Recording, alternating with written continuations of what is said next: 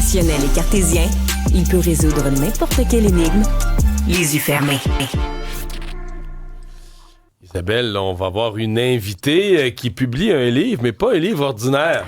Photosensible, c'est le titre à retenir et probablement une suggestion pour les cadeaux de Noël à venir parce que c'est un livre franchement réussi de notre collègue chef d'antenne Sophie Thibault, mais je dois dire aussi artiste. Oui. Merci beaucoup d'avoir accepté l'invitation.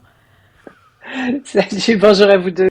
Merci. Je suis très contente de parler photo avec vous ce matin. Ben oui. Ça fait déjà 8 ans, le premier dans ma nature. Ouais. Faut dire que depuis 2012, on peut voir des photos sur les différents réseaux sociaux. Qu'est-ce qui fait que tu te définis comme photosensible? Bonne entrée en matière, Isabelle. Écoute, je cherchais un titre pour le deuxième livre, puis ça me tentait pas trop dans ma nature 2. Et ce mot-là m'est venu et je trouvais que ça résumait bien les choses. Et ça tombait bien parce qu'il n'a pas été pris nulle part à mon grand étonnement. Alors, il y a là-dedans la sensibilité, puis il y a le mot photo. Alors, il y a la sensibilité à la lumière, puisqu'on sait que la photo, c'est la lumière. Hein? On fait les plus belles photos aux petites heures du matin, puis en fin de journée. Alors, ce mot-là m'est apparu, ça a fait clic, et on a vérifié, il n'était pas utilisé. Et ça me semblait tout indiqué pour ce livre-là. Mais il y a tellement de poésie dans ce livre-là. J'imagine que ça doit prendre des heures être capable d'avoir le cliché. Oui. Je pense entre autres à la Pyrrhague à tête blanche, entre autres. Là, c'est quelque chose.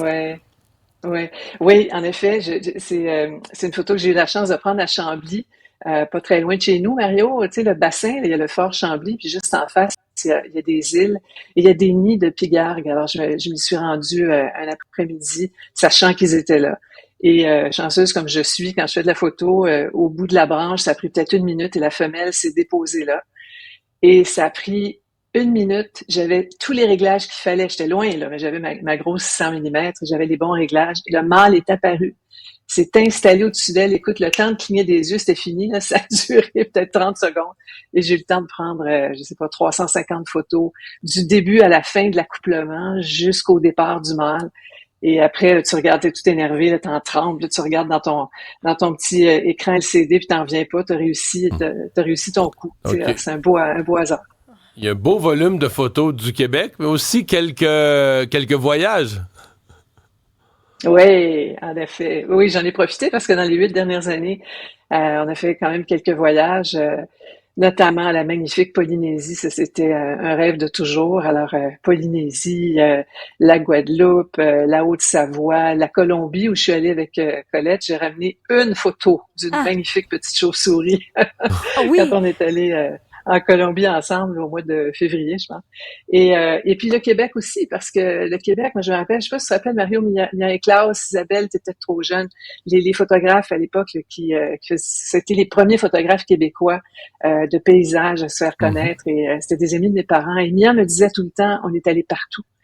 Et il n'y a rien de plus beau que le Québec. À chaque fois que je reviens au Québec, que ce soit Charlevoix, la Gaspésie, vous voyez d'ailleurs, la page couverture, c'est le Rocher Percé. Je suis très, très fière de ça. Parce que c'est mon chouchou. La Gaspésie, ça fait 4 fois qu'on y va, puis on a des amis là-bas formidables qui nous amènent en bateau, en Zodiac, on fait le tour de l'île, on est complètement libre.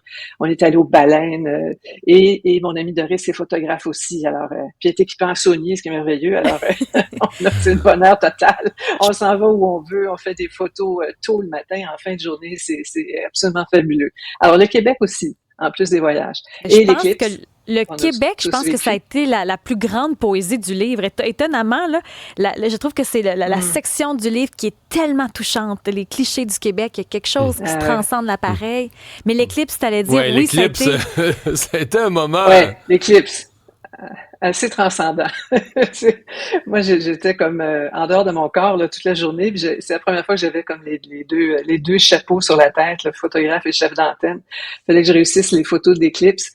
Et ça, j'ai écrit dans le livre, c'est la faute à Julie Marcoux. Là, Julie m'a accroché peut-être 3 semaines avant, me demandant ce que j'allais faire le jour de l'éclipse. Puis moi, j'avais juste peur de tout. J'avais peur de me brûler la rétine. J'avais peur de brûler mon capteur. C'est extrêmement délicat comme opération. Je connaissais pas ça. J'avais jamais pris de photos du soleil, encore moins d'une éclipse totale.